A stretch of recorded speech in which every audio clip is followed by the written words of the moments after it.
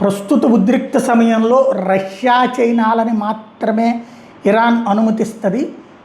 భారత్కి కూడా భారత్ షిప్స్ కూడా 2 ధ్వంసమైనాయి కాబట్టి ఇక అంతే అని భావించినటువంటి పాశ్చాత్య దేశాలు భారత డిప్లొమసీకి అర్థంగా కొట్టుకుంటాయి. వాళ్ళ మీడియా అయితే కిచకిచ గజగజగజగజలాడిపోతుంది.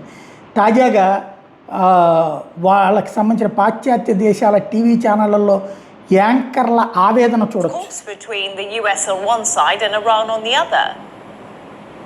So I think it's definitely going to help India because they have this agreement now with Iran to have India flagships go through unscathed. And by the way, it also helps India within its own region because some of the smaller countries like Sri Lanka and Maldives and one of the larger countries, Bangladesh, they are now looking to India to provide oil from the Strait of Hormuz since they themselves do not have a similar deal with Iran, at least not yet. Right, so this could actually strengthen India's hand within its own region, and I think that's a net plus for India.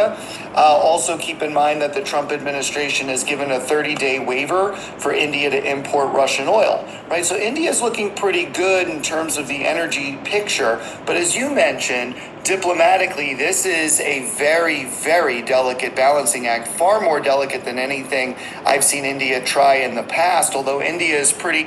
ఇది India పక్కా diplomacy maintain చేస్తుంది, అందులో భాగంగా తెచ్చుకోగలుగుతుంది. ఇప్పుడు నేపాలు, శ్రీలంక, భూటాను, బంగ్లాదేశ్ ఇట్లాంటి దేశాలన్నీ కూడా భారత్ మీద ఆధారపడాల్సిన పరిస్థితి వస్తుంది.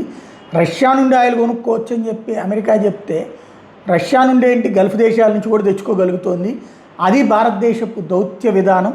ఇరాన్తో కూడా మాట్లాడుకుని పని చేసుకుంటుంది, చక్కబెట్టుకుంటుంది అన్నటువంటిది ఇప్పుడు వాళ్ళ మీడియా రిపోర్టర్లు వాళ్ళకి సంబంధించినటువంటి యాంకర్లు బాధతో చెప్పుకుంటున్నారు.